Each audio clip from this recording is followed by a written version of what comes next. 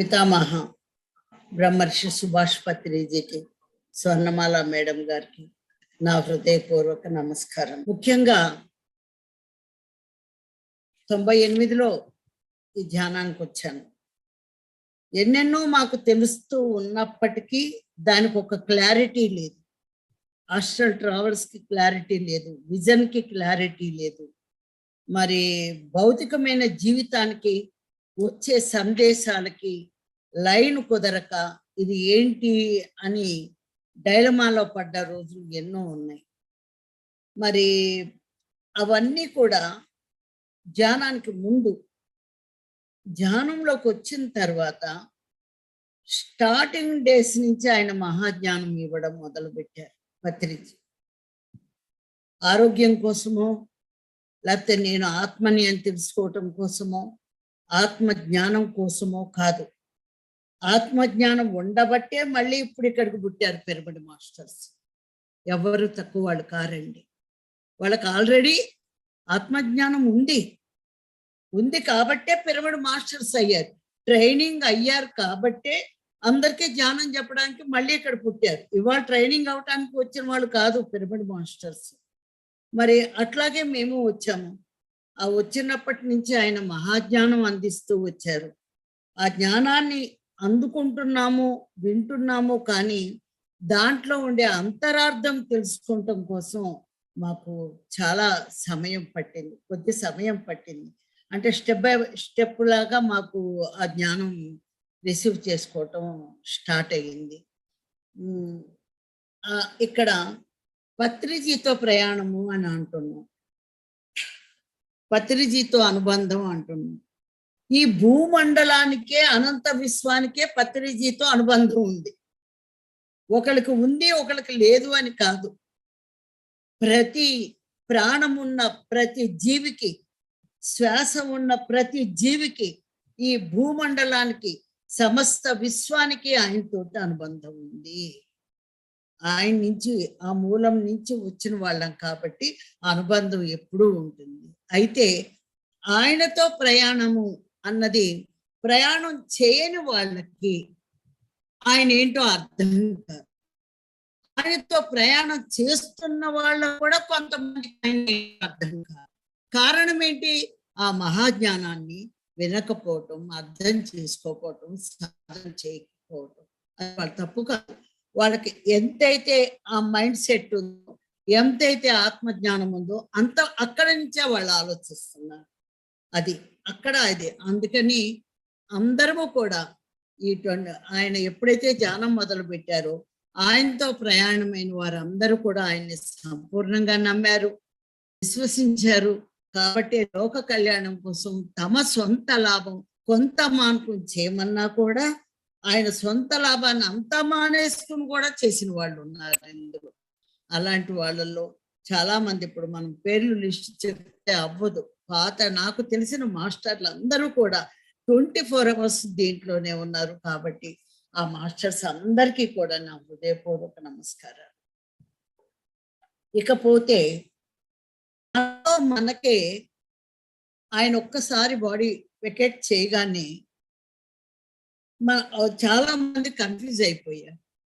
అంతటి మహాగురువు 90 సంవత్సరాలు ఉంటానని చెప్పి ఎందుకని బాడీ వెకేట్ చేసేసారు?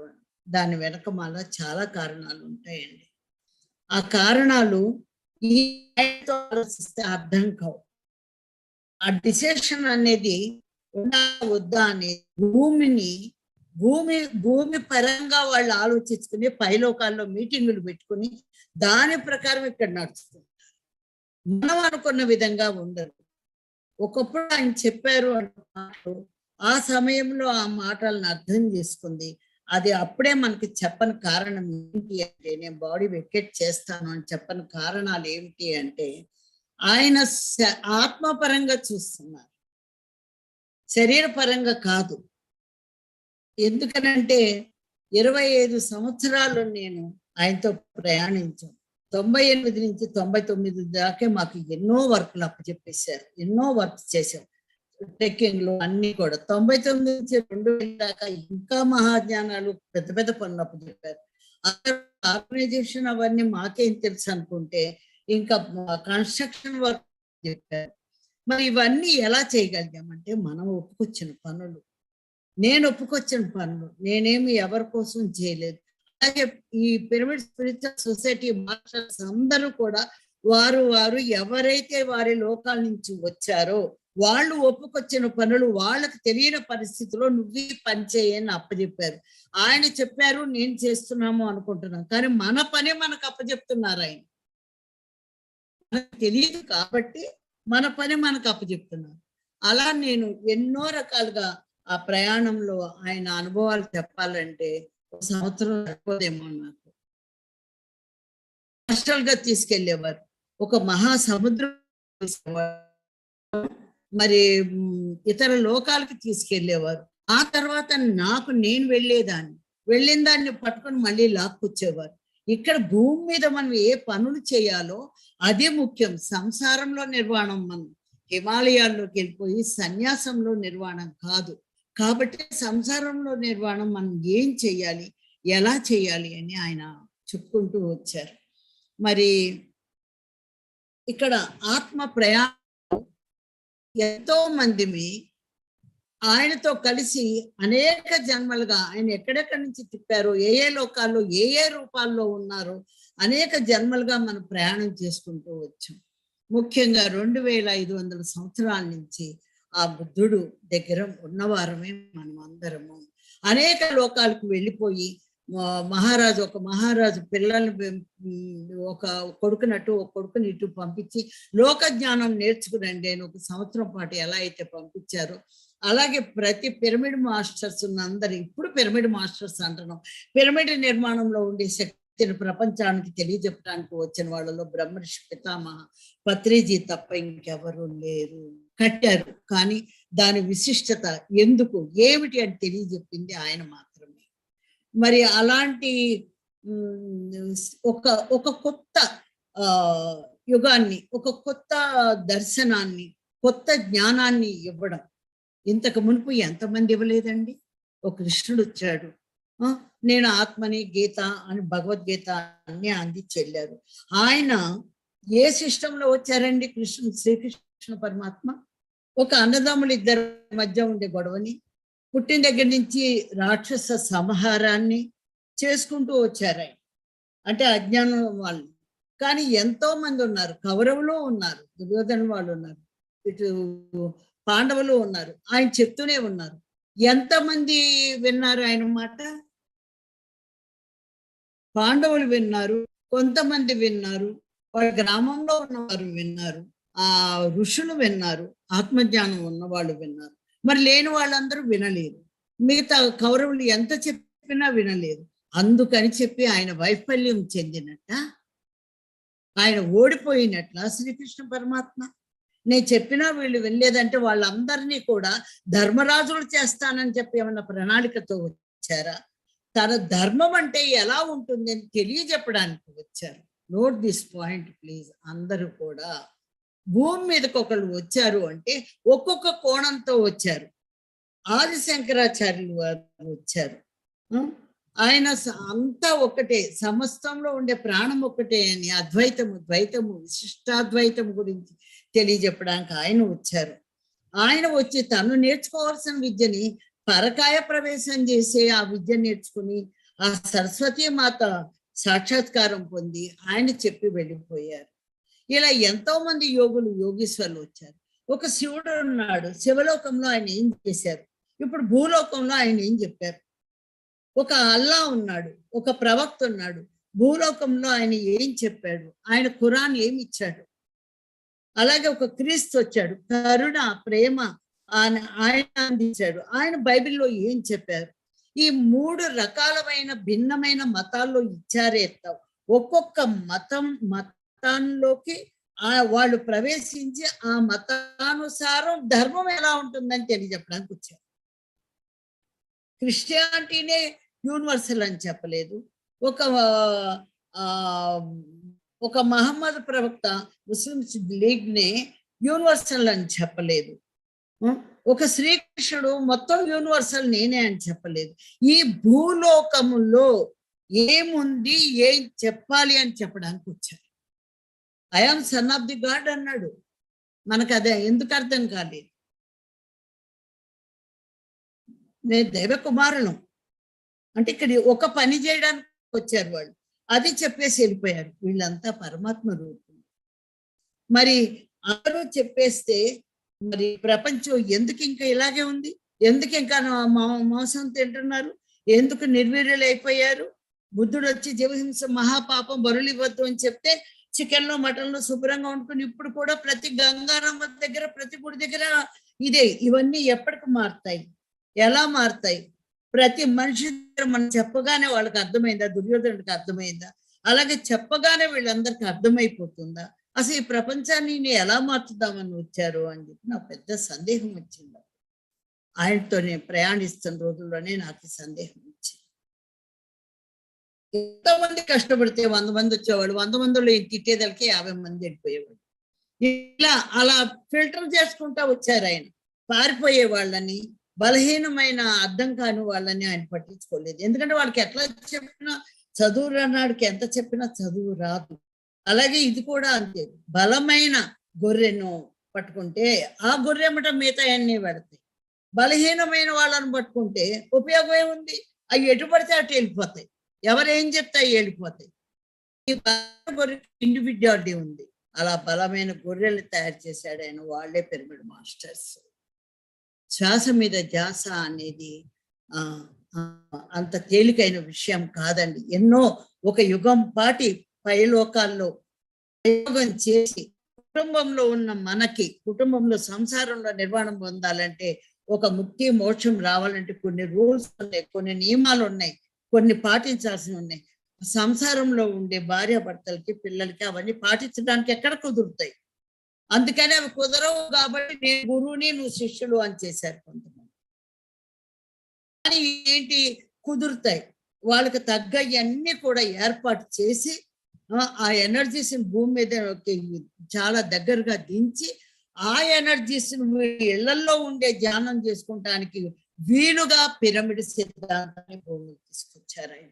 మెయిన్ కారణం సంసారంలో నిర్మాణం కోసమే. ఇంత చిన్న పిరమిడ్ అయినా ఇంట్లో పెట్టుకుంటాం. ఒక చిన్న వాటర్ ట్యాంక్ కట్టుకున్న కుటుంబానికి నీళ్లు సరిపోతాయి. అలాగే ఒక చిన్న పిరమిడ్ పెట్టుకున్నా, పెద్ద పిరమిడ్ పెట్టుకున్నా, ఎలాంటి పిరమిడ్ పెట్టుకున్నా మనకు అద్భుతమైన శక్తి మనలోకి దిగి మన ధ్యానం మనం చేసుకుని ఈ ధ్యానం తరువాత వదిలేస్తాము అన్న సంగతి ఎప్పటికప్పుడు మర్చిపోతుంది. ఇవాళ ఉంటామో రేపు వెళ్ళిపోతామో అన్న సంగతి మర్చిపోయి ఏదో యుగం 10 సంవత్సరాలు ఉండేలా ప్లాన్ చేస్తాం. రేపటి గురించి ఆలోచిస్తాం, భవిష్యత్తు గురించి ఆలోచిస్తాం. అసలు నువ్వు ఎప్పుడు వచ్చావు, ఎప్పుడు వెళ్తావు అనే సంగతి మనకు తెలుసా? గుర్తుంటుందా? మనకు గుర్తుండదండి. ఎందుకంటే మన పనుల్లో పడిపోతాం. రేపటి గురించి ఆలోచిస్తాం, రేపటి గురించి బియ్యం ఆలోచించాలి, పిల్లలకి ఫీజులు ఆలోచించాలి, తప్పులేదు అవన్నీ. కానీ మనం ఎన్నాళ్ళు ఉంటాము? ఈ ఆత్మ ఏంటి అనేది మనం మర్చిపోయాం. పూర్తిగా భౌతికంలో పడిపోయాం. కాబట్టి మళ్ళీ మన శక్తిని మనం దింపుకుని మళ్ళీ యూనివర్సల్తోటి కనెక్ట్ అవ్వడం కోసమే పిరమిడ్ అండి. అనుసంధానం అంటే అది.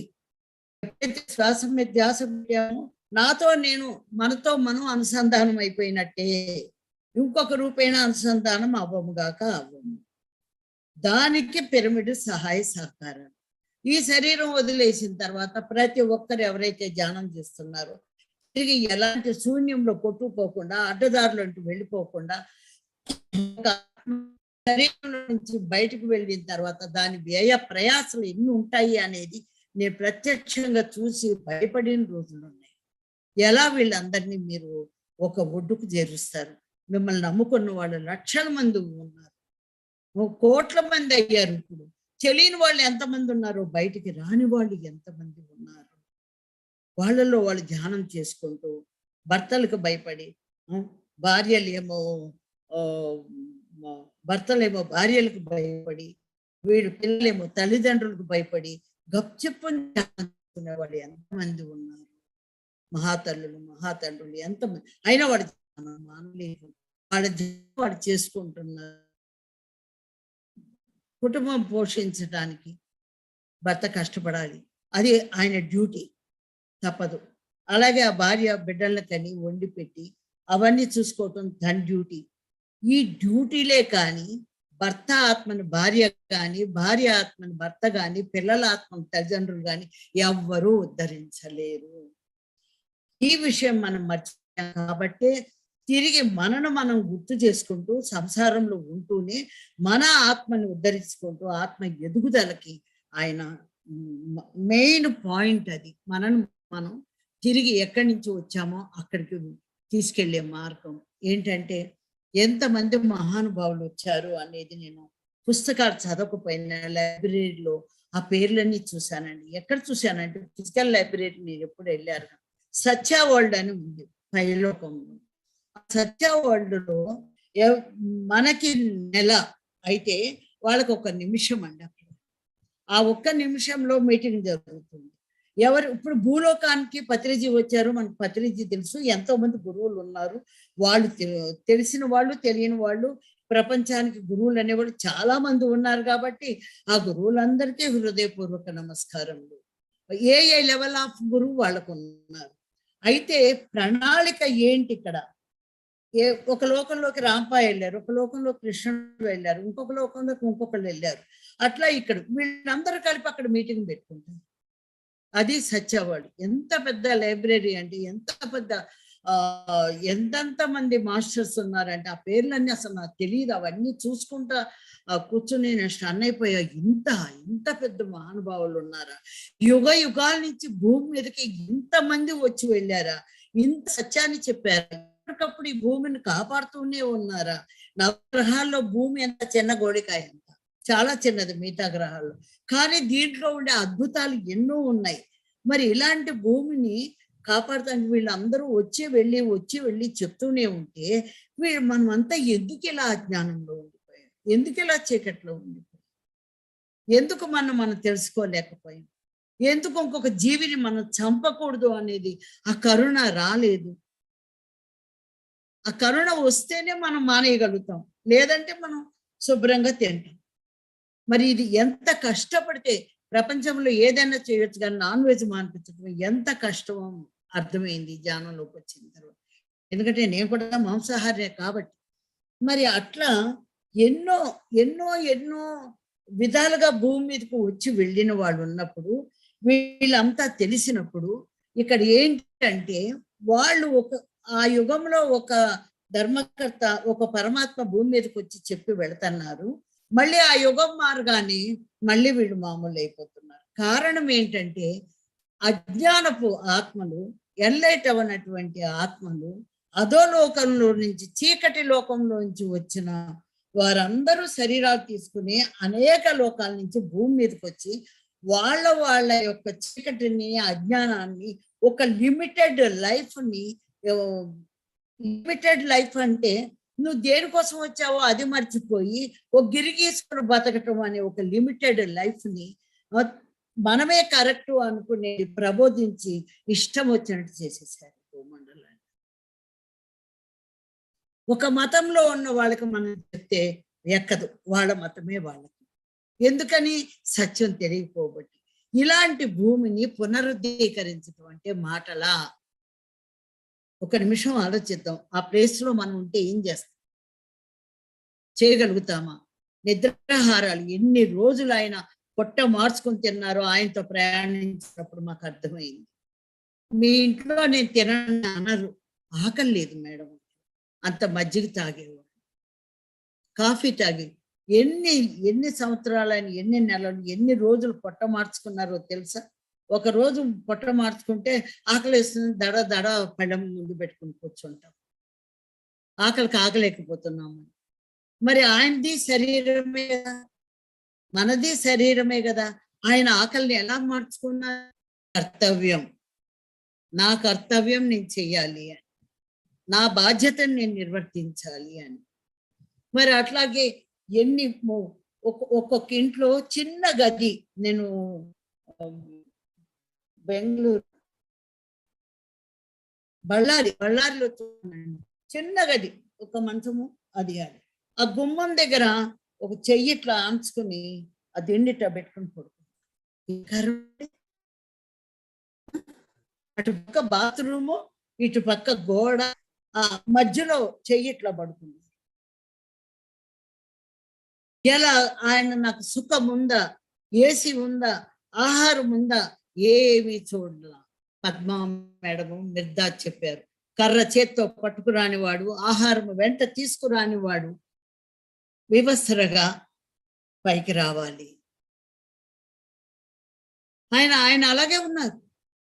ఆయన నాకు ఆ ఇంటికి వెళ్తే భోజనం దొరుకుతుందా, లేకపోతే ఇంటికి వెళ్తే ఏసీ దొరుకుతుందా అని ఆయన చూడలేదు. ఆ ఇంటి చెప్పగలనా లేదా అన్న ఒక్క పాయింట్ మీదే ఆయన ప్రపంచం అంతా తిరిగారు. మరి మనమేం నేర్చుకోవాలి చెప్పండి? నేనైతే ఆయన ఏ అడుగు వేస్తున్నారో ఆ అడుగు వెనక మళ్ళీ అడుగు వేసే ఇప్పుడు దాకా నా ఆత్మ ప్రయాణం, నా ప్రయాణం సాగింది. నేను మనస్సు శరీరంతో రాలేదండి. మొట్టమొదటిసారి నాకు ఫ్యామిలీలో కొన్ని డిస్టర్బెన్స్ వచ్చినప్పుడు, నా ధ్యానంలో నాకు అది తెలిసినప్పుడు, ఇదంతా నాటకమే కదా, ఏంటిది, నేనే భయపడితే ఒక సత్యాన్ని ఎలా తెలియజెప్పేవారు ఎవరు ఉంటారు ఈ భూమి మీద? ఒక ఓషోని చంపేశారు, క్రీస్తుని చంపేశారు, అందరినీ చంపేశారు, కానీ వాళ్ళ పత్రిజీని ఎవరు ముట్టుకోలేరు. ఆయన తను ఏదైతే ప్రణాళిక చేసి చెప్పారో అది చెప్పారు. ఆయన ప్రణాళికలో మొట్టమొదటి భాగం ఏంటంటే, యుగ యుగాల నుంచి ఎంతమంది వచ్చినా చెప్పినా అది మరుగున పడిపోతోంది, మళ్ళీ అజ్ఞానం బయటకు వస్తోంది, మళ్ళీ ఉన్నాం. అలాంటప్పుడు ఎంత సత్యం భూమి మీద ఉన్నా, ఎన్ని భగవద్గీతలు ఉన్నా, ఎన్ని పురాణాలు ఉన్నా లాభం ఏంటి? సినిమాలు చూసినట్టు అయిపోయింది. సినిమా చూస్తాం, మర్చిపోతాం. ఈ భగవద్గీత కాస్త వింటున్నాం, మర్చిపోతున్నాం. మన జీవితం మనం మళ్ళీ యథాతథం యథారాజా తథా ఎందుకు? అలాంటప్పుడు మనం ఇంత కష్టపడి ఎందుకు ఈ ప్రణాళిక చేయటం? అందుకని ఎవ్వరు రాని విధంగా పరమాత్మలు వేరు, జీవాత్మలు వేరు, మొత్తాన్ని శాసించగలిగే సౌమిత్ర వాళ్ళ నుంచి వచ్చిన ఆయన వేరు. ఒక పరమాత్మ ఉంటే ఆహా పరమాత్మే సర్వమని పరమాత్మ దగ్గర అయిపోయారు. పరమాత్మ వాళ్ళ దగ్గర అయిపోతే కుదరదండి, మళ్ళీ ఆ పరమాత్మ జీవాత్మలు అవ్వాలి, దివ్యాత్మలు అవ్వాలి. ఇంక చాలా సబ్జెక్ట్ ఉంది అది. అయితే ఆయన వేసిన ప్రణాళిక ఏంటంటే, ఎప్పటికప్పుడు దీని భూమిని ముంచుతున్నాం, ఎప్పటికప్పుడు చచ్చిపోతున్నారు. ఈ చచ్చిపోయిన వాళ్ళందరూ ఏదైతే అజ్ఞానంలో ఉండి చచ్చిపోయి వెళ్ళిపోతారో మళ్ళీ అలా లాభం లేదు. ఇక్కడ భూమిని శుద్ధి చేస్తున్నామే కానీ మనుషుల్లో ఉండే ఆ జ్ఞానాన్ని, మురికిని శుద్ధి చేయట్లా. శుద్ధి చెయ్యాలంటే ఏం చెయ్యాలి? ఈ ప్రజానికం మొత్తాన్ని ఏం చేయాలంటే విభజించారండి, 4 భాగాలుగా విభజించారు. ఈ అధోలోక వాసులందరినీ, అజ్ఞానవంతులందరినీ ఒక దగ్గర పెట్టారు. జ్ఞానంతో, కామన్ సెన్స్ తో జీవితంలో బతికే వాళ్ళని ఒక వర్గం చేశారు. జ్ఞానం కావాలి, నన్ను నేను ఉద్ధరించుకోవాలన్న వాళ్ళని ఒక వర్గం చేశారు.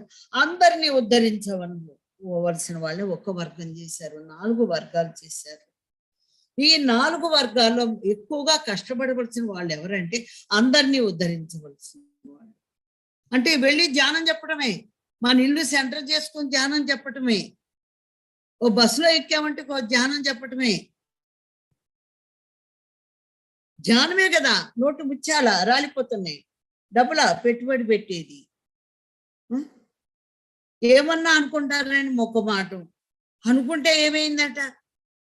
ధ్యానం చెప్పామనుకోండి, బాగుపడితే బాగుపడతా, లేకపోతే లేదు. నీకు మార్కులు వస్తాయి కదా, నేను ఎంతమంది ధ్యానం చెప్పానని. వాళ్ళు విన్నారా లేదా కాదు, మనం చెప్పామా లేదా, అది ఫస్ట్ పాయింట్. ఆయన అనేకమైన ప్రణాళికలు చేసి 1,50,000 లోకాలకు వెళ్ళి ఏ లోకంలో ప్రసిద్ధులు ఎవరా అని ఎంచుకొని వాళ్ళందరినీ తీసుకొచ్చిన వాళ్ళే పిరమిడ్ మాస్టర్స్, కో క్రియేటర్స్. మరి అన్ని లోకాల నుంచి వీళ్ళు ఇక్కడికి వచ్చారు. వచ్చినప్పుడు మళ్ళీ వాళ్ళకి గైడింగ్, మేము ఎట్లా మాయలో పడి మర్చిపోతామంటే అప్పుడు నేను ఉంటాను కదా అని పత్రిజీ వచ్చారు. పత్రిజీ వచ్చారంటే మొత్తంగా వచ్చారు అనుకున్నారు. ఆయన మొత్తం అక్కడే ఉన్నారండి. ఆయన వస్తే ఇక్కడ ఏమీ లేదు, భస్మం అయిపోతుంది. ఎందుకంటే ఒక ఎక్స్పీరియన్స్ చెప్తా. నా కారణ శరీరము ఒక లోకానికి వెళ్ళింది. వెళ్ళి అక్కడ సూక్ష్మ శరీరం సత్యలోకం దాకా వెళ్తుంది, ఇంకా పైకి వెళ్ళదు. ఆ కారణ శరీరం అక్కడికి వెళ్ళి కూర్చోగాని అసలు ఆ కలరు, ఆ వైట్నెస్, ఆ గోల్డెన్ బ్రైట్నెస్ వర్ణించలేము, చూడాల్సిందే అది. అక్కడ ఒక పెద్ద గుండు రాతి మీద కూర్చుని కళ్ళు మూసుకుని ఎంత వృద్ధత్వము అంటే శరీర వృద్ధత్వం మనకు కనపడుతుంది. జ్ఞానము వృద్ధత్వము అంటే ఆ ముఖంలో, ఆ కళ్ళల్లో, ఆ ప్రశాంతతలో కనిపిస్తుంది. ఒక యోగికి అర్థం అవుతుంది. ఇక ఆయన వృద్ధత్వాన్ని చూడాలంటే ఇక వల్ల కాదండి. కూర్చున్న ఎప్పుడు కళ్ళు తెరుస్తారా అని అంత దూరంలో బాసి పెట్టేసి కళ్ళు ఎంత తెరవలేదండి, నెమ్మదిగా కొద్దిగా ఇలా తెరిచారు. ఆ రేసు పడటమే బూడిద కుప్పైపోయి నా కాణ శరీరం బూడిదైపోయింది. అప్పుడు అర్థమైంది నేను ఈ రేంజ్ దాకే ఉన్నాను, ఇంకా ఎంతో సాధన చేస్తే గాని నేను ఆ జ్ఞానానికి అక్కడికి నేను చేరుకోలేను అని. అలాంటి ఆయన భూమి మీద వస్తే బేసేది అంటే భూమి భరిస్తుంది, ఆయన ఎవరన్నా భరించగలుగుతారా? భరించలేరు. 2500 సంవత్సరాల క్రితమే బుద్ధుడు చెప్పాడు, 2500 సంవత్సరాల తర్వాత మనిషి నిర్వీర్యుడైపోతాడు, పాపం ఎక్కువైపోతుంది, ధర్మం నశించిపోతుంది, కాబట్టి తిరిగి నేను మైత్రేయ బుద్ధుడుగా వస్తాను. 2500 సంవత్సరాల క్రితమే ఆ రోజు అనాగరికత రాజుల సమయంలోనే బుద్ధుడు అంత ప్రయత్నం చేసినప్పుడు ఈ 2500 సంవత్సరాల భూమండల కాలపాన పరిస్థితిని బట్టి ఎంత జ్ఞానం మారిపోయింది, ఎంత పాపం పెరిగిపోయింది. నిస్వార్థులు ఎంతమంది గుడిమె చేసుకుంది, స్వార్థపరులు ఎంతమంది మనకు తెలుసు. నేను స్వార్థపరులు అన్నా, నిస్వార్థపరులు మనం అనుకోవాలి, కానీ నువ్వు ఇదే అని చెప్పడానికి లేదు, శాసించడానికి లేదు. నువ్వు మర్డర్ చేస్తున్నా సరే చూస్తూ ఊరుకోవాల్సింది, ఎందుకంటే ఆ స్వేచ్ఛ ఉంది భూమి మీద.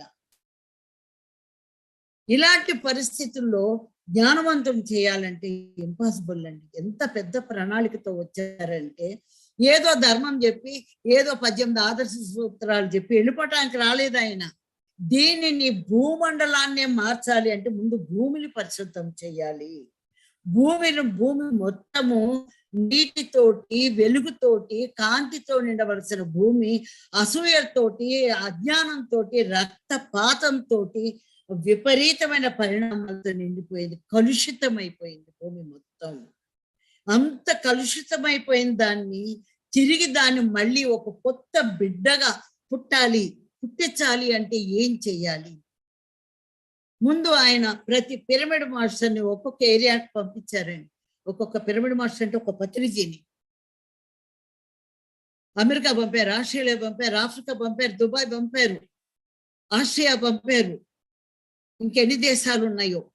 అలాగే భారతదేశంలో ప్రతి స్టేట్ కు, కాశ్మీర్ దగ్గర నుంచి కన్యాకుమారి దగ్గర నుంచి శ్రీలంక దాకా ప్రతి ఒక్క పిరమిడ్ మాస్టర్ అక్కడ పంపి ఒక సెంటర్ ఏర్పరిచారు. ఇవన్నీ ఏంటంటే ఒక పిరమిడ్ మాస్టర్ ఒక స్టేట్ లో ఉన్నాడు, ఈ పిరమిడ్ మాస్టర్ ఇక్కడ ఉన్నాడు అంటే దీనికి ఒక కనెక్షన్ ఉంటుంది. ఇక్కడ పిరమిడ్, ఇక్కడ పిరమిడ్, ఈ పిరమిడ్ ద్వారా కనెక్ట్ అయిపోయి ఇక్కడ తక్కువ చేసినా, ఇక్కడ ఎక్కువ చేసినా ఇది ఇక్కడికి కాంటాక్ట్ అవుతుందండి. అక్కడ భూమి పరిశుద్ధం అవుతుంది. పిరమిడ్లు కట్టించింది భూమి పరిశుద్ధం అవడానికి. ఆ విశ్వశక్తిని దింపడానికి అందులో కూర్చొని మనం ధ్యానం చేయాలి. ఇలా ప్రతి చోట ఆయన కనెక్షన్ అన్ని కనెక్షన్ ఇప్పించిన తర్వాత గీజా పిరమిడ్ తీసుకెళ్లారు 2008 అక్కడ కనెక్షన్ ఇచ్చారు ఆయన.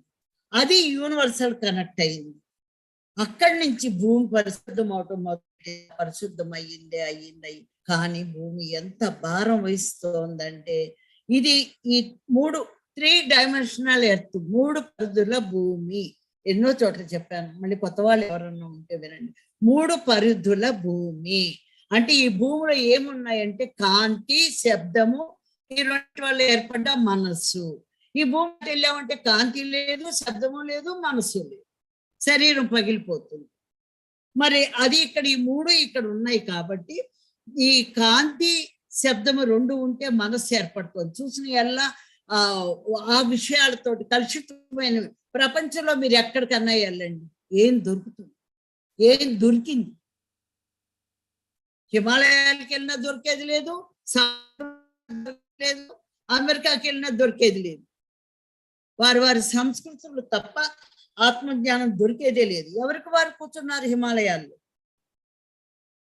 కానీ ప్రజానీకంలోకి వచ్చి భూమండలాన్ని మార్పు చెందించడానికి ఇంతమంది ఒక్క పిరమిడ్ మాస్టర్ ఇప్పుడు ఆ సూర్యుడి నుంచి వచ్చి, సూర్యుడు ఇక్కడ ఉన్నాడు, భూమి ఇక్కడ ఉంది, అక్కడి నుంచి ఇక్కడికి వచ్చే కిరణాలకు మధ్యలో ఎన్నో లోకాలు ఉన్నాయి. రసాయన లోకాల నుంచి రేడియేషన్ ని ఈ జీవశక్తి కిరణాలు కలిపి విశ్వశక్తి తరంగాలుగా మారుతున్నాయి. ఆ తరంగం మాత్రం భ్రమరంధ్రం ద్వారా లోపలికి వెళ్ళి ఇవన్నీ జరుగుతున్నాయి. అంటే ఒక రేడియేషన్ పగలగొడుతుంది మనలో ఉండే కర్మనంతా ఆ రక్తనాళాల్లో. మరి అలాంటప్పుడు ఒక పిరమిడ్ మాస్టర్ ఏం తెలిసినా తెలియపోయినా చివరికి ఒక కూరగాయల అమ్మాయి కూడా ఇలా కూర్చొని ధ్యానం చేస్తుంది అంటే ఆ విశ్వశక్తి దిగుతుంది. కళ్ళు మూసుకున్నాం, విశ్వశక్తి భ్రమరంధ్రం ద్వారా దిగుతుంది. మరి కళ్ళల్లోకేమో సూర్యకిరణాలు, జీవశక్తి కిరణాలు వెళ్ళాలి. కళ్ళు మూసుకున్నాం, మన చుట్టూ రోజు పొద్దున్న నుంచి రాత్రి పడిపోయేదాకా కొన్ని లక్షల మిలియన్ల సూర్యకిరణాలు ఉన్నాయి. నువ్వు కళ్ళు ఒక గంట కూర్చున్నావో, 2 గంటలు కూర్చున్నావు, 3 గంటలు కూర్చున్నావు, ఈ కళ్ళు మూసుకున్నప్పుడు ఈ సూర్యకిరణాలు ఏమవుతాయి? రోజు నీ దగ్గరికి వస్తాయి, అవి వెళుతూ వస్తాయి. ఏమవుతాయి? దానికి దారి కనపడదు. నువ్వు కళ్ళు మూసేసుకున్నావు, వెంటనే లేదు, నోటి ద్వారా లేదు, ఏం చేస్తున్నావు అని గమనిస్తే దానికి బ్రహ్మరంధ్రం కనిపించింది. బ్రహ్మరంధ్రం నుంచి విశ్వశక్తి పెడుతోంది. నేనేమో జీవశక్తి కిరణాలు, మరి విశ్వశక్తి జీవశక్తి కిరణాలు రేడియేషన్ అక్కడే తయారై వస్తున్నాయి. మరి నేను కూడా లోపలికి వెళ్ళాలి, నేను ఏం చేయాలంటే మన చుట్టూ రేడియేషనే, ఓజోన్ పొర దెబ్బతిని మన చుట్టూ ఉంది రేడియేషనే. ఆ రేడియేషన్ ఈ జీవశక్తి కిరణాలు యాడ్ చేసుకుని అవి కూడా విశ్వశక్తి తరంగాలుగా మారిపోయింది. ఏ ప్లాన్ అండి పత్రి గారికి! ఎవరైతే ధ్యానం చేస్తున్నారో ఎంత విశ్వశక్తి కిరణాలు తయారు చేస్తున్నారో తెలుసా? ఈ కిరణాలన్నీ ప్రపంచం మీదకి వెళ్ళిపోతాయి, ప్రపంచం అలా బాగుపడుతుంది. అది ఒక డైమెన్షన్ స్పిరిచువల్ సైన్స్. రెండవది, ప్రతి పిరమిడ్ మాస్టర్ని అన్ని చోట్ల ఏర్పాటు చేశారు, అది సెకండ్ డైమెన్షన్. థర్డ్ డైమెన్షన్ ప్రతి ఒక్కళ్ళు కష్టపడి పనిచేసే విధానం నేర్పించారు, అది థర్డ్ డైమెన్షన్. ఇకపోతే ఆయన భూమిని ఎక్కడ పైలోకాల్లోకి వెళ్ళి మీటింగ్ పెట్టుకుని ఇక్కడ చెప్పి ఇవన్నీ ఇదంతా ఒక సెటరేట్ చేసేదానికి భూమి ఫిఫ్త్ డైమెన్షన్ లోకి వెళ్ళాల్సి వచ్చేదానికి ఇక్కడ భూమి మారాలి. భూమి మారాలి అంటే భూమి ఇక్కడ ఫ్రెష్ అవ్వాలి. భూమి ఫ్రెష్ అయితే కానీ భూమి పైన ఉన్న వాళ్ళు ఫ్రెష్ అవ్వాలి. మరి ఈ భూమిని పూర్తిగా ఫ్రెష్ చేయాలి అంటే తన లోపల మార్పులు వస్తూ ఉంటాయి. ఇప్పుడు మనం ధ్యానం చేసామండి, ధ్యానం చేసినాక మన లోపల ఎన్ని మార్పులు వచ్చినాయి? మాంసం తినకూడదు, ధ్యానం చెప్పాలి, ప్రేమగా ఉండాలి, ఇవన్నీ మార్పులు వచ్చినాయి కదా మనలోను. అలాగే భూమిలో కూడా మార్పులు రావాలి. ఇది ఫిఫ్త్ డైమెన్షన్ లోకి వెళ్ళి ఆగిపోయింది, సగం దాకా వెళ్ళి ఆగిపోయింది, ఇంకా పూర్తిగా స్థితం అవ్వాలంటే ఏం చేయాలి? భూమిని పూర్తిగా లోపల దాని బయట మారాలంటే అది పొడుగు వెడల్పు పెరగాలి. భూమి పొడుగు వెడల్పు ఎట్లా పెరుగుతుంది? 60 ఏళ్ళు 50 ఏళ్ళు వచ్చినాక మనం పొడుగు అవ్వాలంటే అవుతావా? లావు అయితే అవుతాం కానీ అవ్వము. అట్లాగే భూమి కూడా దాన్ని ఇడివి వెడల్పు పొడుగు పెంచుకోలేదు. అందుకని లోపల మన లోపల ఎట్లయితే మార్పులు వచ్చినాయో భూమి లోపల కూడా అలాగే మార్పులు రావాలి. ఆ మార్పులు రావటంలో భూమి పైన విపరీతమైన పరిణామాలు వస్తాయి. ఆ పరిణామాలు తట్టుకునే మానవుడు ఉండలేడు. ఇటు మానవుడిని రక్షించాలి, అటు ప్రకృతిని శాసించకూడదు. ఈ పరిణామాలు ఆపాలి, ఇటు భూమి లోపల మార్పులు చేయాలి. మాటలేనా? నోరుంది కదా అని ప్రశ్నలు వేసేసి ఇదేంటి అదేంటి ఇట్లా అదట్లా. రామచంద్ర, ఒక్క మహాగురువుని ప్రశ్నించవలసిన వాళ్ళమా మనం? విశ్వగురువు ప్రణాళిక మనం అనుకున్న విధంగా ఉంటారా? చెప్పండి, మనకేం తెలుసు? అందులో ఆవగింది అంతటి వాళ్ళు. ఆయన అప్పుడు భూమాత ఇక శుద్ధి చేసుకోవటం మొదలెట్టింది. ఇంకా నా వల్ల కావట్లేదని చెప్పి కరోనా సృష్టించింది.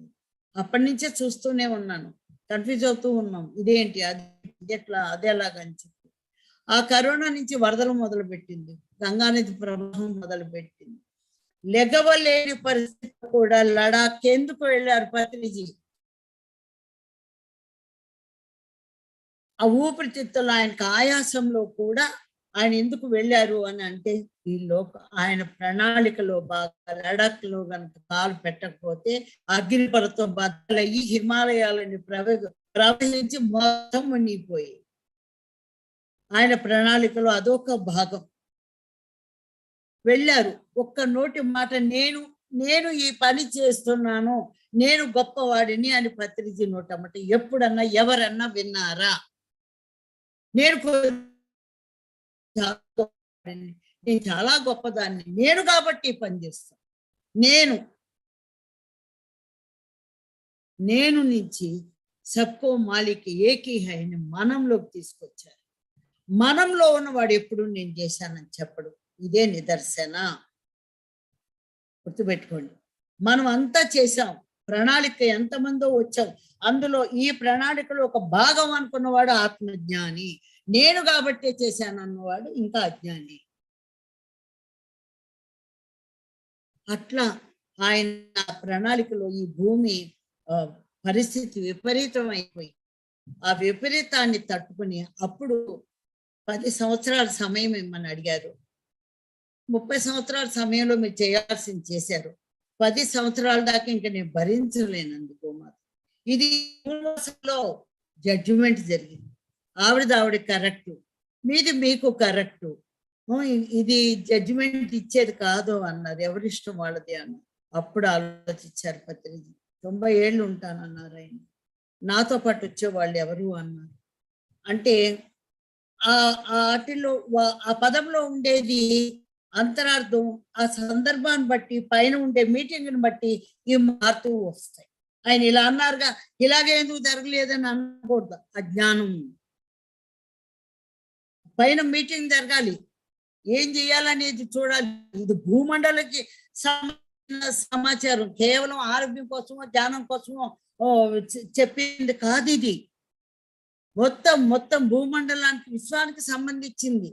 అప్పుడు ఆయన భూమాతతో ఒకటే అన్నారు, నీ బాధ తల్లి నేను చూస్తూనే ఉన్నాను, నేను చేస్తూనే ఉన్నాను, కానీ ఇప్పుడు నువ్వు ఆ బాధ భరించలేకుండా ఉన్నావు కాబట్టి ఆ బాధను నేను తీసుకుంటానని ఆ భూమాతను తన కడుపు తీసుకున్నాడు. ఆ భూమాత ఏది అది మొత్తం ఆయన కండల్ని కరిగిచ్చి పోసేశారు. ఆయనకి కర్మ లేదు, ప్రకృతి నుంచి వచ్చే రోగం లేదు. అలాంటి శరీరం ఎందుకు ఇలా అయిపోయింది? డాక్టర్లు బతికిస్తారా ఆయన్ని? ఆయన బతకాలనుకుంటే అసలు అవన్నీ ఎందుకు? ఆయన ఉండాలనుకుంటే ఆయన శరీరం ఆయన నిలబెట్టుకోగలుగుతారు ఆయన. కానీ ఆయనలోని సమస్తాన్ని ఆ భూమాతకు పోసేసి ఆ జ్ఞానాన్ని, ఆ కాంతిని, ఆ శక్తిని ఇచ్చేసి దాన్ని 5th డైమెన్షన్ లో నెలకొల్పేలా తయారు చేశారు. డిసెంబర్ ఆయనకి నవంబర్ పుట్టిన రోజున ఏం జరుగుతుంది అని అంటే, భూమాత పుట్టిన రోజు, భూమి మళ్ళీ మారిన రోజు. పత్రి గారు పుట్టినరోజు అంటే భూమాత పుట్టిన రోజుగా ప్రపంచానికి తర్వాత ప్రసిద్ధి అవుతుంది. అట్లాంటి ప్రణాళిక తీసుకుని ఆయన కరిగించుకొని చివరికి శరీరం ఇలా అయిపోయి, నేనంటూ నన్ను భౌతికంగా లేకపోతే వీళ్ళు ఏమవుతారు, నేను వీళ్ళని తీసుకొచ్చాను కదా, వాళ్ళ స్థానాలకు నేను చేర్చుతాను అన్న మాట మీద ఆయన ఏం చేశారు, చివరికి ఇప్పుడు తన శరీరంలో ఉండే జ్ఞానాన్ని అంత ఇచ్చారు. అవతల యొక్క భూమాత మీద కర్మైన మన కర్మలు అన్నీ ఆయనే తీసుకున్నారు, ఇంకెవరు తీసుకోవాలి. అన్ని తీసుకుని చివరికి తన శక్తిని మొత్తం ఎవరైతే విశ్వాసంతో ఉన్నారో, ఎవరైతే పిరమిడ్ మాస్టర్స్ ఉన్నారో, ఎవరైతే దీన్ని ఇంకా అందుకుంటానికి సిద్ధపడి ఉన్నారో, మనకు తెలియదు వారెవరో కూడా, వారందరికీ ఆయన శక్తిని పనిచేసి ఆయన శరీరం అంతా నిశ్శక్తిగా మారిపోయింది. ఆయన శరీరం అలా అయిపోవడానికి కారణం మనమే, అంతేగాని వేరే రోగం కాదండి ఆయనకి. ఒక కర్మలు తీసుకుని మనం ఫేస్ చేస్తున్నామని తెలుసుకోవాలి.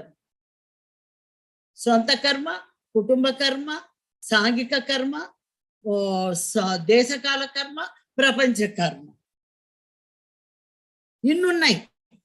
అవన్నీ తీసుకుని ఆయన చివరి దశ దాకా ఇంకా 3 రోజుల ముందు రాలేదేమో, 3 రోజుల తర్వాత వచ్చి ఆ కుర్చీలో కూర్చుని ఆ జనాన్నంతా చూసి ఆయన ఆనందపడుతూనే ఉన్నాడు. ఆయన ఒకటి చెప్పారు, ఆపేక్ష, ఉపేక్ష, సాపేక్ష. ఆపేక్ష అంటే పని మీద, పిల్లల మీద, అన్నిటి మీద, ప్రకృతి మీద కోరుకోవటం ఆపేక్ష.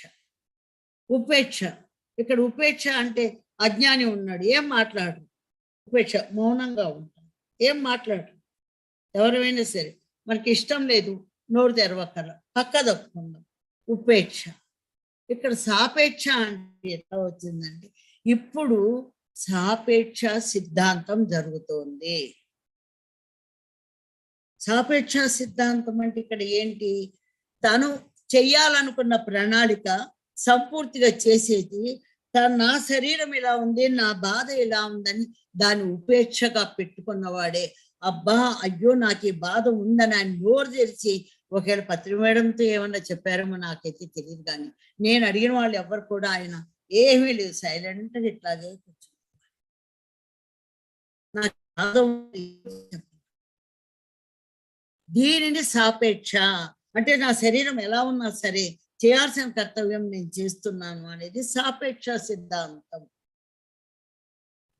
ఇలా జరిగింది అక్కడ. అంత తీసుకున్న ఆయన తన శరీరాన్ని వదిలిపెట్టి తన శరీరంలో ఉండే సమస్త శక్తిని కాంతి కిరణాలుగా అందరిలోకి పంపించారంటే, ఒక అరటిపండు తింటున్నాం, ఒక క్యారెట్ తింటున్నాం, దాని క్యాలరీస్, దాని విటమిన్స్ మన శరీరంలోకి ఎట్లా వెళ్ళిపోయాయంటే చక్కగా వెళ్ళిపోయాయని చెప్పుకుంటున్నాగా, అవన్నీ తింటున్నాగా. అలాగే ఆయన యొక్క ఆలోచన, ఆయన జ్ఞానము, ఆయన శక్తి, ఆయన కాంతి కలిపి ప్రతి ఒక్కరిలో కూడా ఒక తరంగం లాగా దింపారు. అప్పుడు మీరందరూ, అప్పుడు అర్థమైంది ఆయన, నేను 30 సంవత్సరాల్లో నేను చేయాల్సిందంత ఇంత చేశాను, సగం ప్రపంచం చేశాను, మిగతా ప్రపంచం పిరమిడ్ మాస్టర్ చేయలేరా అన్నారు. అప్పుడు అర్థం ఆయన మాట చెప్పినప్పుడు.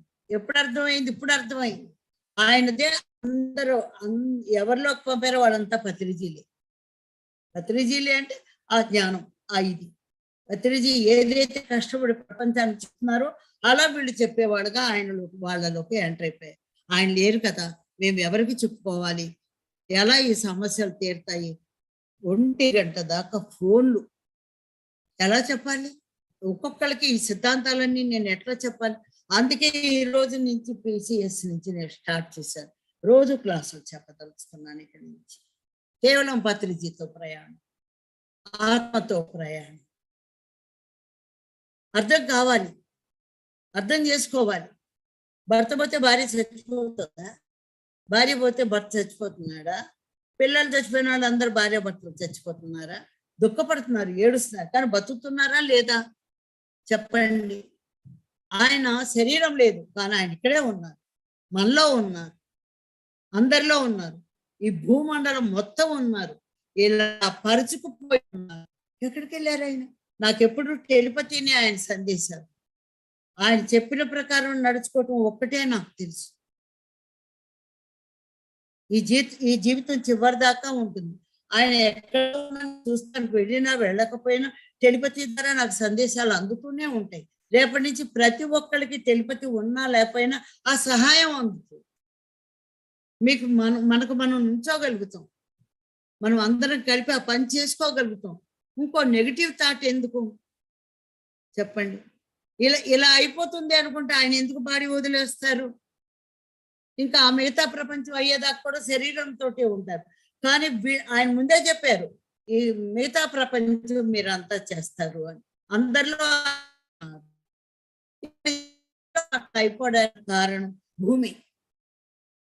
మన శుభ్రంగా ఉండటం కోసం, మన శరీరాలు లేకపోతే ఇంకా ప్రపంచం లేదు. దానికోసం ఆయన తన శరీరాన్ని అలా తయారు చేసేసుకున్నారు. ఇవన్నీ భరించి ఆ శరీరంలో ఉన్నాయి అన్ని అందరికి ఇచ్చేసి ఆయన ఆ శరీరం వదిలేశారు. వదిలేసిన ఆయన ఎంత అద్భుతంగా మన చుట్టూ ఉన్నారు. నిన్న స్టేజీ మీద నేను కూర్చున్నప్పుడు ఆయన శరీరం చూసి ఎంత జ్ఞానం ఉండటం వేరు, దుఃఖం ఉండలేదు. బాధ వచ్చింది, తణుకు వచ్చింది, దుఃఖం వచ్చింది. కొద్దిసేపు ఆ కన్నీళ్ళు వచ్చినాయి. ఇక మళ్ళీ అంతలోనే నిలదొక్కుని స్టేజ్ మీద ఉన్నాను, స్పృహతో అట్లా కూర్చున్నాను. ఒక్కొక్క శరీరం లెగుస్తోంది ఆ బాక్స్ లో నుంచి. ఇదేంటి ఇది ఈ శరీరంలో ఏమీ లేదు, ఒట్టి శరీరం. ఆయన అంతా బయటకు వచ్చేసారు. దీంట్లోంచి లెగుస్తున్నాయంటే ఆయనలో ఉండే అణువణువు, పరమాణువు ప్రతి ఒక్కటి కూడా ఒక శరీరంగా బయటకు వచ్చేస్తుంది. ఈ శరీరాల్ని భార్గవ శరీరాలు అంటారట. ఫస్ట్ కొత్త వర్డ్ విన్నాను నేను. భార్గవ శరీరాలు అంటే ఆ భార్గవుడు అంటే నరికేవాడు, అజ్ఞానాన్ని నరికేవాడు. అలాంటి శరీరాలన్నీ బయటకు వచ్చి ఎంత మంది ఉన్నారో అంతమంది పక్కకి వెళ్ళిపోయారు. పక్కకి వెళ్ళిపోయి నుంచుంటున్నారు. ప్రతి ఒక్కరి దగ్గర పక్కకి వెళ్ళిపోయి నుంచున్నాయి ఆ శరీరం. ఇది నేను అక్కడ విజయం చూశాను. ఇట్లా ఆయన ప్రపంచాన్ని, ఈ భూమండలాన్ని కంప్లీట్ ఏదో ఒక పిరమిడ్ ఇచ్చి వెళ్ళిపోయినట్టు కాకుండా ఈ భూమినే కంప్లీట్ మార్చేసి కర్మజీవులు ఇంకా భూమి మీదకి రాకుండా అజ్ఞానులు అన్న వాళ్ళందరినీ పక్కకు పంపించే ప్రణాళిక మీద ఇప్పుడు ఉన్నాం. ఇవన్నీ వింటున్నాం. సగం మందికి అర్థమవుతుంది, సగం మందికి అర్థం కావట్లేదు. ఇలా గందరగోళంలో ఉన్నారు. కానీ ఇక నుంచి ఈ ఈ పిల్లలు ఉన్నారు. ఈ పిల్లలకు పుట్టే పిల్లల నుంచి నూతన నవ్య యుగం స్టార్ట్ అవుతుందండి. అప్పుడు దాకా మన కర్తవ్యం మనం ఓ చిన్న పాప పుట్టింది కదా అని ఇప్పుడు నా పని అయిపోయింది పిల్లని కానీ అంటే అయిపోలేదు కదా. అలా పెంచాలి, పెద్ద చేయాలి, పెళ్ళిళ్ళు చేయాలి, పురుళ్ళు పుణ్యాలు పోయాలి. ఒక కుటుంబంలో నీకు ఇంత బాధ్యత ఉన్నప్పుడు ఒక ప్రపంచం మీద, విశ్వం మీద ఎంత బాధ్యత ఉంది. ఆ చిన్న బిడ్డలు వచ్చేదాకా కూడా మనం అందరం భూమి మీద ఉండి ఈ నూతన నవ్య యుగ శకం చూసి మరీ అది నా సంకల్పం. మీ అందరి సంకల్పం, మనందరి సంకల్పం కూడా అది అవ్వాలి. ఇంకొకటి, ఆయన నేను ఓడిపోయాను అని చెప్పారని కొంతమంది చెప్తున్నారు. వైఫల్యం చెందారు. ఆయన ఎంతో తీసుకుని చెప్పాడు కానీ వైఫల్యం అయిపోయింది అని కొంతమంది. కృష్ణుడు వస్తే దుర్యోధను వాళ్ళు బాగుపడకపోతే ఆయన వైఫల్యం చెందినట్ట. ఒక టీచరు క్లాస్లో 40 మంది విద్యార్థులకి పాఠం చెప్తుంది, అన్నీ చెప్తుంది, పిల్లలందరూ పాస్ అవ్వాలనుకుంటుంది. కానీ అందులో సగం మంది తప్పొచ్చు, సగం మందికి 35 మార్కులే రావచ్చు, అందులో 1/2 మందికి ఫస్ట్ మార్కులు రావచ్చు. అది టీచర్ వైఫల్యమా? ఆయన ఒక ధర్మాన్ని, విశ్వ ప్రణాళిక మీద ఒక ధర్మాన్ని, జీవహింస మహాపాపం, మహాపాపం, ఒట్టి పాపం కాదు. అట్లా జీవహింస మహాపాపం అని తెలియజెప్పడానికి, ఈ భూమండలాన్ని మార్చడానికి, దీని పరిధిని ఉన్నత లోకాలకి కనెక్ట్ చేయడానికి, పిరమిడ్ల ద్వారా అనుసంధానం చేయటానికి వచ్చిన ఆయన ఏ పని చేయాలో అంతా చేశాడు. వైఫల్యం ఏంటండి? దయచేసి అలా అన్నవాళ్ళు మీకు నమస్కరిస్తున్నాను. అలా అనుకున్న వాళ్ళు అలాంటి ప్రచారాలు చేయవద్దు. మీకు తెలిస్తే చేయరు, తెలియకపోతే మౌనంగా ఉందాము. మీకు అపరాధం మీరు చేసుకోండి. పిరమిడ్ స్పిరిచువల్ సొసైటీని పాడు చేయవద్దు అజ్ఞానపు మాటలతో. ఓడిపోవడం ఏంటి? కృష్ణుడు ఓడిపోయాడా? సీతను అడవి పంపి రాముడు ఓడిపోయాడా? చెప్పండి, ఓడిపోవడం ఏంటి? క్రీస్తు శిలువ వేయించుకుని ఓడిపోయాడా? వాళ్ళు ఏం చెప్పాలనుకున్నారో వాళ్ళు చెప్పే వెళ్ళిపోతారు. ఏం చేయాలనుకున్నారు కానీ ఈయన ఏం చెప్పాలనుకున్నారో చెప్పెళ్ళిపోవాల. అంత చేసి మరీ వెళ్ళారు. బాడీ నుంచి బయటకు వచ్చారే కానీ ఇంకా భూమండలం నుంచి పైకి వెళ్ళాల. భూమండలం అంతా విస్తరించి ఉన్నారు. 90 దాకా పని పూర్తయినాక అప్పుడు భూమి నుంచి ఆయన పైకి వెళ్ళిపోతారు. ఇది ఆత్మ ప్రయాణం అంటే అది సామాన్యమైన ప్రయాణం కాదు, కాదు, కాదు. మనం అందరం ఉన్నాము, మనతో పాటు ఆయన ఉన్నారు, మనలోన ఆయన ఉన్నారు. ఇక్కడ రూపం కాదండి, ఆ శక్తి ఉంది, ఆయన చెప్పిన జ్ఞానం ఉంది, ఆయన ఇచ్చిన పిరమిడ్లు ఉన్నాయి. మనం ఏ పనుల్లో నిమగ్నమై ఉన్నామో పుస్తకాలు రాస్తున్నారు, ప్రింట్ చేస్తున్నారు, శాకాహార ర్యాలీలు అవి జరుగుతున్నాయి, జూముల ద్వారా క్లాసులు జరుగుతున్నాయి. యథాతథంగా అలాగే జరుగుతాయి, జరుగుతాయి, జరుగుతాయి, జరిగి తీరుతాయి. అలాగే డిసెంబర్లో కూడా ధ్యాన మహిళా శక్తి. మనము గురువు పోయాడు మన కంటి ముందర బాధపడుతుంటే పత్రి మేడ భర్త గురువు, ఆవిడ ఎంత బాధపడాలి? భర్త శవాన్ని అక్కడ పెట్టుకుని భర్త పార్థివ దేహాన్ని అక్కడ పెట్టుకుని ఆవిడ ఈ మూమెంట్ ఇలా జరగాలి అని మాట్లాడిందంటే కనీసం అదైనా మనల్ని కదిలించాలి. మేడం నా స్థానంలో కూర్చోబెట్టి ఆ యొక్క యజ్ఞాన్ని ప్రతి డిసెంబర్ ఎలా జరుగుతుందో అంతకంటే బ్రహ్మాండంగా నిర్విఘ్నంగా జరిగి తీరుతుంది. అంతే మూమెంట్ ఇదైపోయింది. ఆయన లేరు, ఈ పనులు ఆగిపోతాయి, మేము ఏం చేయాలి అన్నవాళ్ళు దయచేసి కొన్నాళ్ళు వెయిట్ చేయండి. వెయిట్ చేసినప్పుడు మీకు అర్థమవుతుంది దారి ఎలా వస్తుంది. ఇవాళ దారి రాదు. కడుపు వచ్చింది కదా అని ఇవాళే కనం 9 నెలలు ఆగాలి. ఇది కూడా అంతే, కొన్ని రోజులు ఆగండి, దారి ఎలా వస్తుందో ఆ రోజు నేను ఇలా అజ్ఞానంగా అనుకున్నానని మీకు మీరే నవ్వుకుంటారు. అది అన్నీ కూడా చక్కగా జరుగుతాయండి. అసందర్భపు ప్రేలాపన అంటారు దీన్ని. అసందర్భపు అంటే ఆ సందర్భం, భూమి యొక్క సందర్భం, పత్రిజీ శరీరం వదిలేసి వెళ్ళే యొక్క సందర్భం తెలియక మాట్లాడుతున్నారు కాబట్టి తెలియక మాట్లాడిన మాటలు ప్రేలాపన అవుతాయి. దయచేసి అలాంటి మాటలు సొసైటీలో మాట్లాడొద్దండి. మీరు నా బిడ్డలు లాంటి వాళ్ళే, అందరూ నా బిడ్డలు లాంటి వాళ్ళే. ఒక అమ్మగా నేను చెప్తున్నాను, తల్లిగా నేను చెప్తున్నాను. నేను ఎన్నో అనుభవాలు, నాకు హాస్టల్ అనుభవాలు ఆయన ఉన్నాయి. అంటే నా పరిధి మేర ఉన్నాయి. అంతకంటే చూసిన వాళ్ళు ఉంటే అది వేరే. ఆయన ఎక్కడి నుంచి వచ్చారు, ఎంత సౌత్రాన్ వేవ్స్ లో కలిపి ఒక తరంగం ద్వారా తగ్గించుకుంటూ భూమి మీదకి వస్తే భూమి మీద బేస్ ఆ గర్భంలోకి రావడానికి కూడా కనీసం ఆయన బేస్ లేదు, ఆయన గర్భంలోకి రాలేదు. అందుకే ఆ సావిత్రమ్మ గర్భం నుంచి వచ్చిన ఆ సుభాష్ పత్రి గారు శరీరంలోకి ఎంటర్ అయ్యారు. ఒక తరంగం ఇలా నడుపుకుంటూ వచ్చారు. అలా తన శరీరాన్ని ఆయన ఎన్ని రకాలుగా ఉపయోగించుకున్నారండి. తెల్లవార్లు రాయటమే, ఫోన్లు మాట్లాడటమే, పిరమిడ్లు కట్టించటమే, ప్రయాణం చేయటమే, ధ్యానం చెప్పటమే, యజ్ఞాలు నిర్వర్తించటమే. ఒక మనిషి తన 24 గంటల్ని ఏ రకంగా ఉపయోగించుకోవాలి అనేది మనం ఆయన దగ్గర చూసి నేర్చుకోవాలి. ఆ రకంగా మనం పరిగెట్టలేకపోయినా మన రకంగా మనం చేసుకోవాలని చెప్పి ప్రార్థిస్తున్నాను. మరి ఇందులో ఒక క్వశ్చన్ అడిగారండి.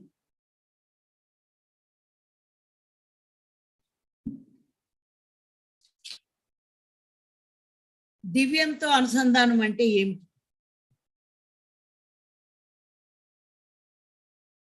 పత్రిజీతో ఆత్మ ప్రయాణం, పత్రిజీతో బుద్ధి లేకుండా ప్రయాణం, పత్రిజీతో బుద్ధితో ప్రయాణం, ఎన్నో ఉన్నాయి. ఆయనతో ప్రయాణం చేసిన వాళ్ళకి అన్నిటినీ భరించారు. ఆయన బుద్ధి లేని వాళ్ళని భరించారు, బుద్ధి ఉన్న వాళ్ళని భరించారు, అన్ని రకాలుగాను భరించారు. ఎందుకు భరించారు? ఎప్పటికైనా వీళ్ళు ఆ మార్గంలోకి వస్తారని ఆయనకు తెలుసు కాబట్టి, ఎప్పటికైనా వీళ్ళు ఇలా నుంచుంటారని ఆయనకు తెలుసు కాబట్టి, ముక్కలు పట్టుకోలేమని గొప్పగా కనిపించిన వాళ్ళని కూడా ఆయన పక్కకు పెట్టి నిలబడగలుగుతారు ఆ శాంతం అని తెలుసు కాబట్టి ఆయన భరించారు. మన ఆలోచన విధానం వేరు, ఆయన ఆలోచన విధానం వేరు. దివ్య నామం ఏమిటి? అనుసంధానం అంటే తెలుసు కానీ దివ్యానికి నామం ఏంటి? ఆకాశానికి పేరు ఏం పెడతాం? ఇక్కడ ఒక పదార్థానికి అయితే పేరు పెడతాం, మనుషులు, వస్తువులు, వీటన్నిటికీ మనం పేరు పెడతాం. కానీ దివ్యానికి నామం ఏంటి? అర్థం కాలేదు నాకు. నాతో నేను కలిసి ఉండటం. శ్వాసమై ధ్యాస పెట్టినప్పుడు నాతో నేను కలిసి ఉండటం. కలిసి ఉన్నప్పుడు ఎవరితో కలిసి ఉన్నాము? పరమాత్మ. నేను పరమాత్మని. ఈ పరమాత్మతో, ఈ పరంలో ఉండే ఆ జ్ఞానం, ఆ కాన్షియస్ తోటి ఈ ఆత్మ అనుసంధానం అవ్వటం. చెప్పారు కదా, శరీరము, మనస్సు, బుద్ధి, ఆత్మ, పరమాత్మ, ఈ 4 ఒక దగ్గర ఉన్నాయి, దూరం అయిపోయింది. ఇది ఇక్కడ కలిసి ఉండటమే అనుసంధానం, నాతో నేను కలిసి ఉండటం. అయితే ఇక్కడ ఏమన్నారు? పరమాత్మ అన్నారు. మన పరమాత్మ అంటే శ్రీకృష్ణ పరమాత్మ, శ్రీరామచంద్ర పరమాత్మ. మరి నువ్వెవరివి? ఈ శరీరం ఏంటి? ఆ రామచంద్రుడి శరీరం ఏంటి? ఆ శ్రీకృష్ణుడి శరీరం ఏంటి? ఈ శరీరాలు ఏంటి? స్వరూపము. స్వరూపం అంటే ఇక్కడ రూపము. పరమాత్మ స్వరూపము అంటే ఈ స్వరూపములో పరమాత్మ ఉంది. కనిపించే ప్రతి జీవిలోనూ పరమాత్మ ఉంది. అందరిలోనూ పరమాత్మ ఉంది, మనస్సు ఉంది. మరి ఈ పరమాత్మ స్వరూపము అంటే శ్రీకృష్ణ పరమాత్మ స్వరూపం చేసి చూపించారు. కానీ ఈ స్వరూపాలన్నీ కూడా పరమాత్మ స్వరూపం అని చెప్పట్లేదు. పదాలు చెప్తున్నారు అందరూ పరమాత్మ స్వరూపులే అని, కానీ దాని వివరణ ఎవరికీ అర్థం కావట్లేదు. పరమ ప్లస్ ఆత్మ, పరలోకంలో ఉండే ఆ పరమాత్మ ఈ రూపాన్ని గర్భంలో ఏర్పడుతుని ఇందులోకి రావటమే పరమాత్మ స్వరూపం. ఎవరైతే ఈ భూమి మీద ఒక గర్భస్థదారులు అయ్యారో వాళ్ళందరూ కూడా ఆ పరలోకములో ఉండే ఆ పరమాత్మ ఈ స్వరూపంలోకి వచ్చింది కాబట్టి పరమాత్మ స్వరూపము అయింది. మరి ఈ పరమాత్మ స్వరూపం తన ఏర్పడుతున్న శరీరం ఇంకొకరు ఏర్పరచుకున్న ఒక అమ్మ కూడా శరీరం ఇవ్వాల. యూట్రస్ గర్భసంచి రెంట్కిచ్చింది, అందుకే తెల్ల రుణం తీర్చుకోమంటారు. కానీ ఆ పంచభూతాలతో ఏర్పడ్డ ఆ పంచేంద్రియాలతోటి ఏర్పడ్డ ఆ శరీరంలోకి ఆ పరమాత్మ దిగింది. అది పరమాత్మ స్వరూపం అంటే. ప్రతి ఒక్కళ్ళు నువ్వు నా గురువు వస్తే గురువుని చూస్తున్నావు, ప్రతి ఒక్కళ్ళలో నువ్వు పరమాత్మ స్వరూపం చూడగలగాలి అన్నాడు. దానికి సంవత్సరాలు పట్టింది. ఆ క్లారిటీ కంప్లీట్ గా నాకు అర్థం అవడానికే నేను తిరిగి అలా ఆలోచించడానికి అనుభవం చెందటానికి. మరి ఇక్కడ చూడండి, జీవశక్తి వేరు, ప్రాణశక్తి వేరు. కొంతమంది అబ్జెక్ట్ చేశారు నన్ను, ప్రాణశక్తే కదా జీవశక్తి, జీవశక్తి వేరని చెప్తున్నారు ఏంటి అని. నువ్వు శోధించుకున్నావా? ఇది పత్రి గారు చెప్పిన మెసేజే, ఆయన చెప్పిన దాన్ని మీరు పాయింట్ చేస్తున్నారా? ఇక్కడ ప్రాణశక్తి వేరు, జీవశక్తి వేరు. ప్రాణశక్తి జై జయ హో, దివ్య ప్రాణశక్తి జై జయ హో, ఆత్మశక్తి జై జయ హో అని చెప్పి జీవశక్తి జై జయ హో అన్నారు. మరి ప్రాణమే జీవమైనప్పుడు ప్రాణశక్తి జయ జయ హో ఏంటి, జీవశక్తి జయ జయ హో ఒకటి చెప్తే సరిపోతుంది కదా. మరి ఆదిశంకరాచార్యులు గారు ఏం చెప్పారు? జీవుడే దేవుడు, దేవుడే జీవుడు, పరమాత్మే జీవుడు. ఆ పరమాత్మ ఈ శరీరంలోకి వచ్చాడు కాబట్టి జీవుడు అయ్యాడు. అంటే కదిలే దీంట్లో శరీరంలోకి వచ్చాడు కాబట్టి జీవుడు అయ్యాడు. ఆత్మ జీవుడయ్యి అనుభూతిగా శరీరం తనలో ఏర్పరచుకుని ఆ తర్వాత ప్రాణం వస్తుంది. ప్రాణం వేరు, ఇక్కడ ప్రాణం పోయిందంటారు, జీవుడు వెళ్ళిపోతాడు.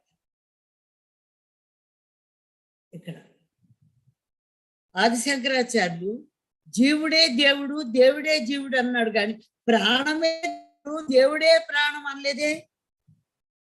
ఈ పాయింట్ ఎందుకు అర్థం కాలని నన్ను అడిగిన వాళ్ళకి, ప్రాణమే దేవుడు అని ఎక్కడన్నా చదివారా? చదివితే వింటా. దేవుడే ప్రాణమా? ప్రాణం వేరండి, మనస్సు వేరు. శరీరము, మనస్సు, బుద్ధి, మైండ్, ప్రాణము, ఇంకా లోపల 7 దేహాలు, ఇవన్నీ కలిపి ఈ శరీరం. అంతరేంద్రియాలు, బాహ్యేంద్రియాలు. ఆ పరమాత్మకు కావలసింది జీవం, జీవాత్మ అయింది అది. ప్రాణమాత్మ వల్ల శ్వాస మీద ధ్యాస పెడితే డైరెక్ట్ గా ప్రాణంలోకి ప్రాణశక్తి మనకి విజృంభిస్తుంది. ఆ ప్రాణానికి కావాల్సిన శక్తి వస్తుంది.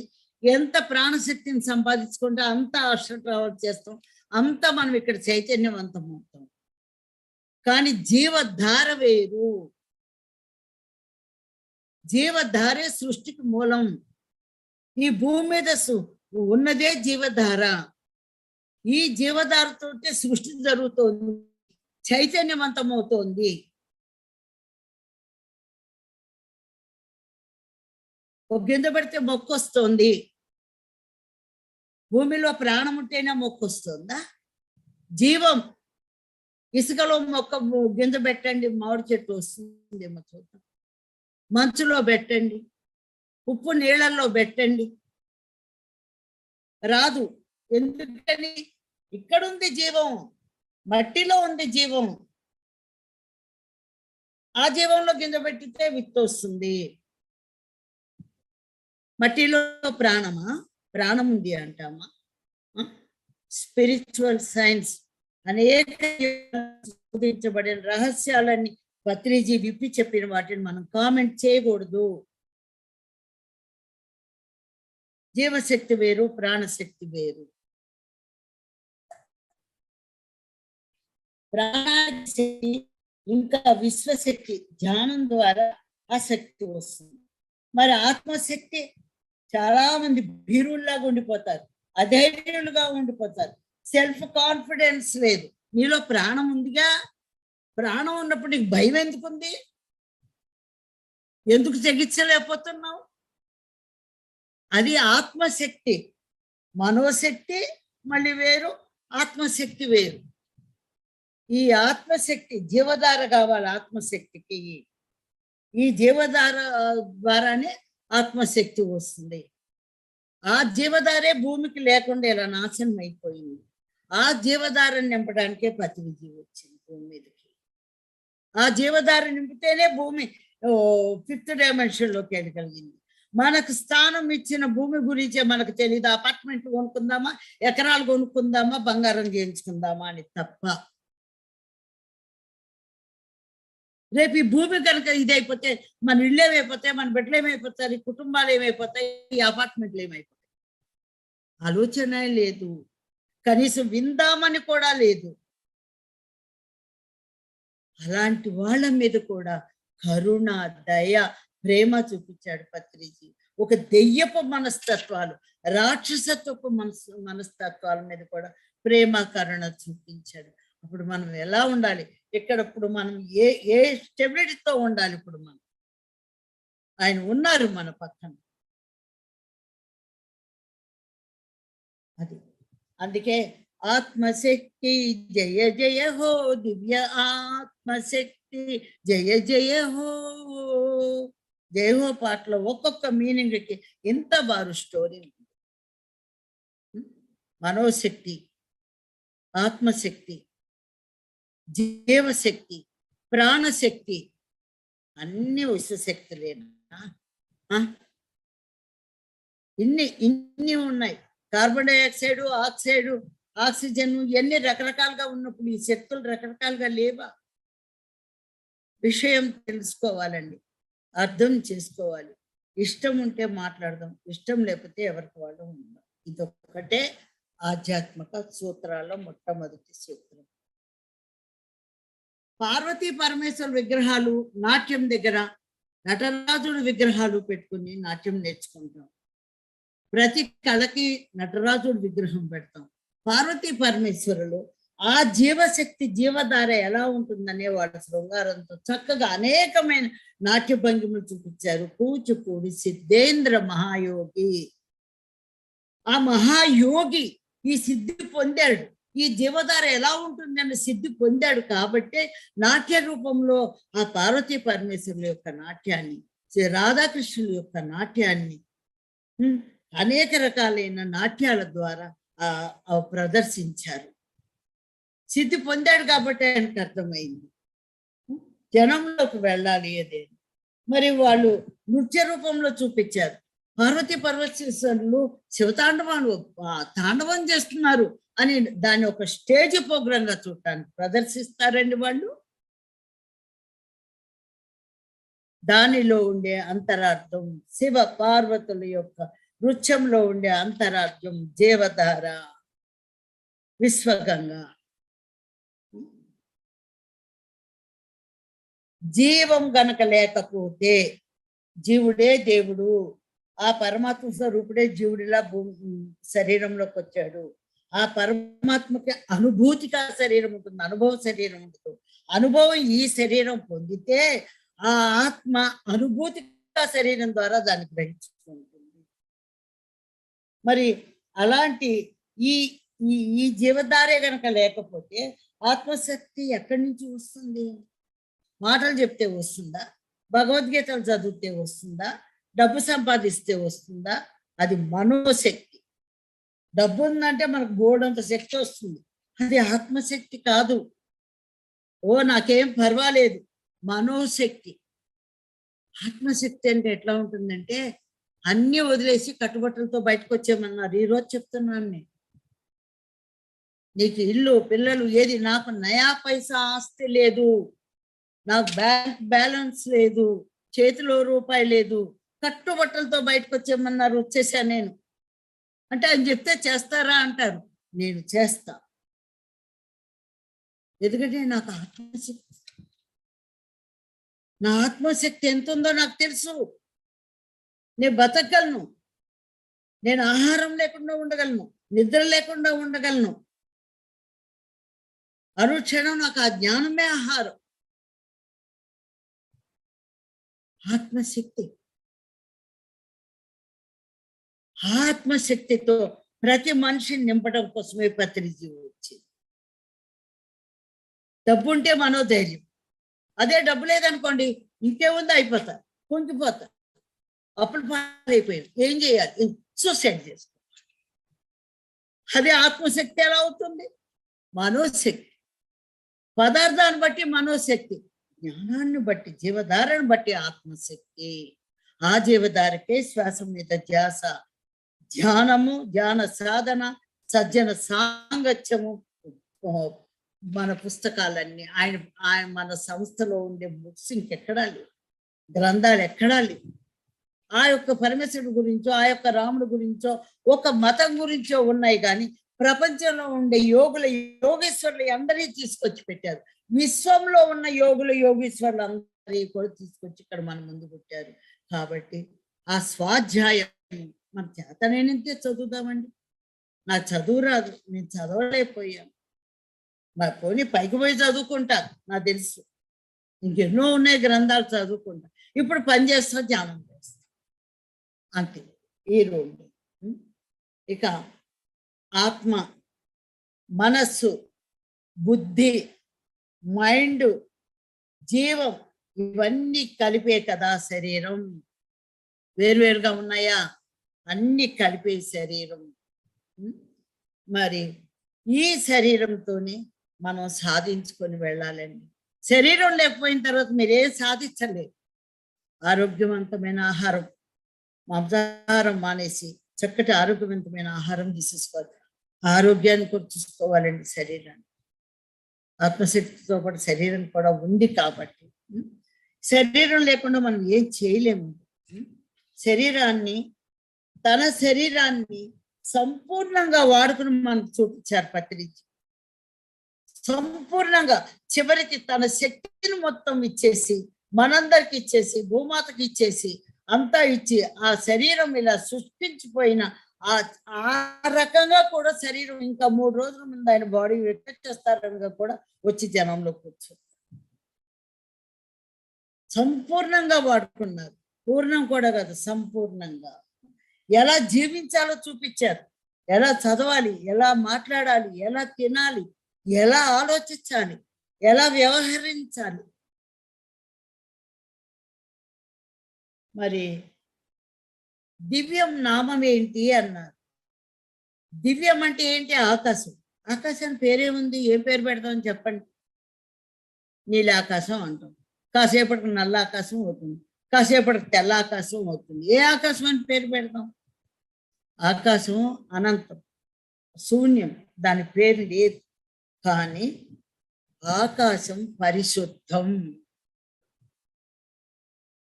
ఆకాశం అంత మనస్సు ఉన్నవాడా అంటారు. పరిశుద్ధం, ప్యూరిటీ. పత్రిజీ బెంగళూరు పిలిపించినే, మీరు జగన్నాథ్ గట్టుకు వెళ్ళాలి మేడం అన్నప్పుడు నాకు కొంచెం గుండె డామంది. ఎందుకనంటే ఏదో కాస్త జనాల్లో ఉండటం వేరు, ఆశ్రమంలో ఉండటం వేరు. ఆ గట్టు ఏంటి? గట్టు మీద ఎవరూ లేరు. ఆ కొండలు నేను వీళ్ళు ఇంతేనా? ఈ కర్నూలు పంపటం ఏంటి? గట్టు మీద ఉండటం ఏంటి? అక్కడ ఇల్లా వాకిలా ఏమి లేవు కదా సార్ అంటే, నా రూమ్ ఉందిగా అన్నారు. ఆయన నా రూమ్ ఉందిగా అన్నప్పుడు నాకు అర్థం కాల. అంటే నేను ఉండను, వెళ్ళిపోతాను, నా రూమ్ నీది అని. ఎంత అంతరార్థం ముందు చూపుతూ ఆయన మాట్లాడారు. ఆయన మాటలు అప్పటికప్పుడు అర్థం కావు. ఓ సంసారం తీసుకొచ్చి రూమ్‌లో ఎలా పెట్టం సార్? ఎలా ఉండాలి అని. ఆ రూమ్‌లోనే ఉండండి. దానికి తగ్గట్టే ఉండండి. అని అన్న క్షణం ఎప్పుడు బయలుదేరుతున్నారు అన్నా. సర్దుకోవాలి కదా!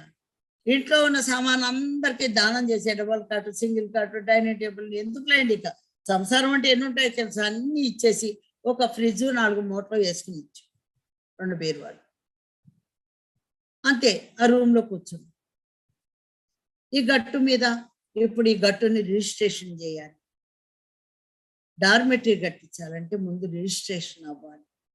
రిజిస్టర్ కోసం పరమేశ్వర్ రెడ్డి గారు, మన విజయవాడ రాఘవరావు గారు, మరి పాండురంగ శెట్టి గారు, ఆదోని వీళ్ళందరూ కూడా ఎంతో కష్టపడి దీన్ని రిజిస్ట్రేషన్ చేయాలని పడుతున్నారు.